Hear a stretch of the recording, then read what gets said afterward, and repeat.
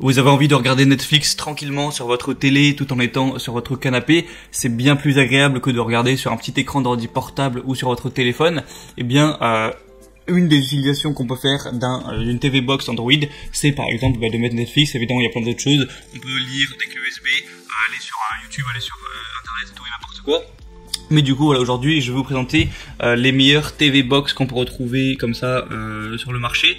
Parce qu'il y a des gens vraiment, j'en suis témoin des fois, qui pour regarder Netflix prennent leur ordi portable, le rapprochent de leur télé, branchent un câble HDMI tout pourri qui bug et se font chier sur l'ordi en essayant de regarder l'écran de la télé pour mettre le partage d'écran. Enfin, vous voyez ce que je veux dire? C'est complètement...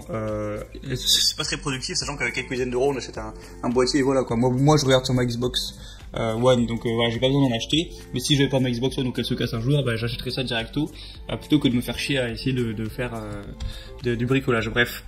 Du coup, on commence tout de suite avec le TicTid Android TV Box 10.0. Alors, je vais vous présenter tous les Android TV Box par ordre de prix croissant, donc en partant d'un moins cher, un peu plus cher, même si il n'y aura pas trop de différence, pour être honnête.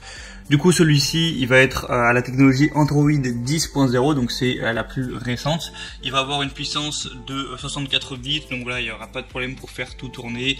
Au niveau de la puissance de RAM, il y a 4 Go de RAM. Donc voilà, tout ça, c'est pas mal. De toute façon, à partir de 4 Go, enfin, voilà, vous n'allez pas faire des trucs de fou avec pour regarder des films et tout. Ça suffit largement. Et vous avez 32 Go de RAM flash, qui peut être étendu à 256 Go à l'aide d'une carte SD par exemple. Vous avez 3 ports USB 2.0, voilà, un port Ethernet, enfin un port HDMI, tout ce qu'il faut. Évidemment, il y a tout ce dont on peut avoir besoin pour ce genre de choses. Dedans, il y a 32 Go de mémoire et il y a aussi une antenne pour avoir Internet de manière vraiment efficace si vous voulez pas brancher un câble Ethernet par exemple.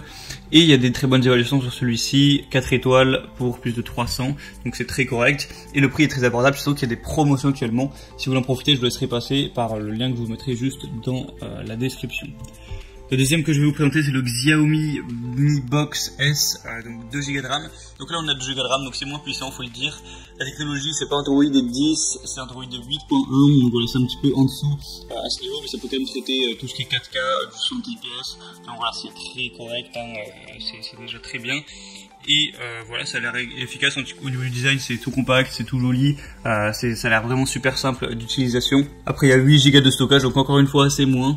Mais voilà, ça reste quand même une box qui a l'air de bien fonctionner. Il y a des bons avis, il y a 4,3 étoiles sur plus de 200. Mais c'est vrai que le prix est un peu plus cher, alors qu'il y a des choses un petit peu en moins. Voilà, ce qui est mieux, c'est qu'il y a des meilleures évaluations. Donc voilà, après à vous de voir celui qui vous paraît être le plus digne de confiance, celui qui paraît être le plus efficace, tout ça. Et la troisième que je vais vous présenter, c'est la Nink Box TV Android 10.0. Donc là, on est encore sur la technologie 10.0, ce qui est vraiment pas mal. On a 4 Go de RAM et 64 Go de mémoire. Donc voilà, c'est très bien. Vous pourrez mettre plusieurs films dessus. 64 Go, c'est quand même assez conséquent. Et vous pourrez faire tourner la plupart des choses que vous voudrez dessus. 2 ports USB, un port USB 3.0, un port pour une carte SD, le port Ethernet, port HDMI évidemment, alimentation, antenne extérieure, tout ça. Il y a un mini clavier touchpad, donc pour taper le nom des films sur Netflix par exemple, c'est plutôt pas mal d'avoir cette petite télécommande plutôt que de devoir tout faire avec les flèches, ce qui peut être assez long. Et voilà, je l'ai pas dit, mais à chaque fois il y a une télécommande aussi avec, ça marche comme ça pour l'allumer, pour mettre ce que vous voulez. Ça tombe un petit peu sous le sens. Et au niveau des évaluations, 4 étoiles, encore une fois, plus sur 336 évaluations, donc c'est plutôt pas mal.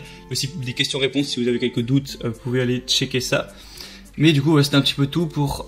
et au niveau du prix, de base il est plus cher, mais là il y a une promotion, donc ça va encore. Ça fait pas une différence énorme par rapport aux autres. Donc voilà, maintenant je vous laisse faire votre propre choix, votre propre avis. Je vous mets tous les liens dans la description en fonction de chaque box et son ordre d'apparition. Donc juste en dessous en barre d'infos. Vous pourrez regarder celle qui vous paraît être la mieux, la commander.